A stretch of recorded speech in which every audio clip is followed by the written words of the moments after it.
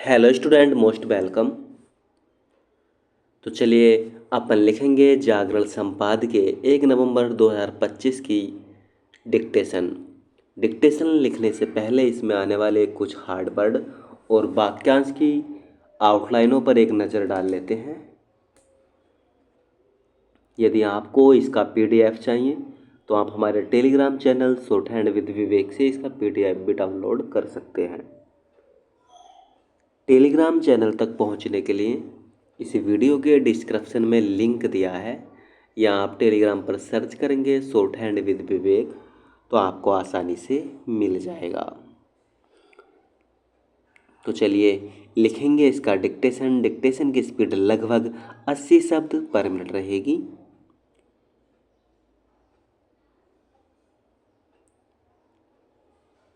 Dictation start करते हैं 5 second बाद।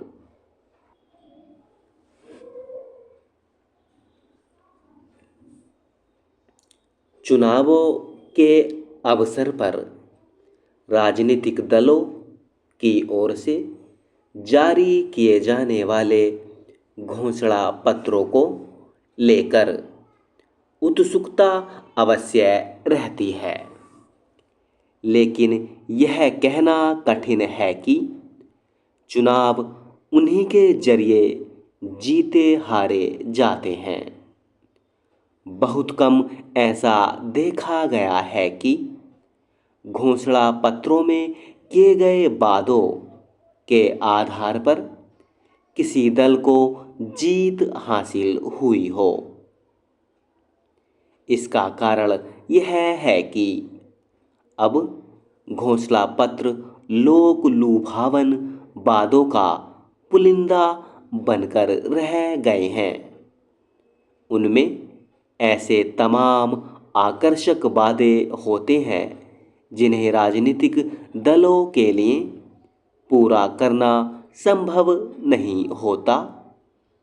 हाल के समय में कई राज्यों में यह देखने को मिला है कि राजनीतिक दल अपने घोषणा पत्र के जिन वादों के साथ सत्ता में आए उन्हें वे पूरा नहीं कर सके। इसलिए नहीं कर सके क्योंकि राज्य विशेष की वित्तीय स्थिति ऐसी नहीं थी। कुछ राज्यों में तो यह भी देखने को मिला कि राजनीतिक दलों ने घोषणा पत्र के वादों को आधे अधूरे ढंग से पूरा किया या फिर उन्हें पूरा करने की घोषणा करने के बाद ठिठक गए। जिस तरह घोषणा पत्र जारी करना कानूनी बाध्यता नहीं है, उसी तरह उनमें किए गए वादों को पूरा करना भी अनिवार्य नहीं है। इसका नतीजा यह है कि अब घोषणा पत्र रेवड़ियों बांटने जैसा दिखता है। यह ध्यान रहे कि रेवड़ियां वास्तविक विकास में बाधक ही बनती हैं।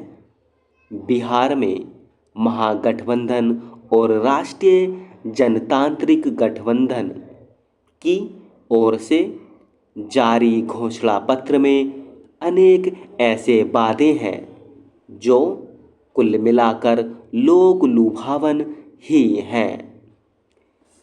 राजनीतिक दल घोषणा पत्रों में लोगों को लुभाने वाले तमाम वादे तो कर देते हैं, लेकिन यह नहीं बता पाते कि उन्हें पूरा कैसे किया जाएगा। इसका एक कारण यह है कि आम जनता घोषणा पत्रों के वादों को लेकर ऐसे सवाल कभी नहीं पूछती कि क्या राज्य की वित्तीय स्थिति उन्हें पूरा करने की सामर्थ्य रखती है। जिस दिन जनता यह जानने की कोशिश करने लगेगी घोषणा पत्र गंभीरता के साथ तैयार किए जाने लगेंगे। जनता की ओर से राजनीतिक दलों को इसके लिए बाध्य किया जाना चाहिए कि वे जनहित से जुड़े वास्तविक मुद्दों को लेकर चुनाव मैदान में उतरें। दुर्भाग्य से ऐसा इसलिए नहीं हो पाता क्योंकि वोट अभी भी जाति, संप्रदाय, क्षेत्र या फिर रेवड़ियों के आधार पर पड़ते हैं। इसी कारण योग्य प्रत्याशियों का चयन नहीं हो पाता और सुशासन स्थापित करना राजनीतिक दलों की प्राथमिकता नहीं बन पाता।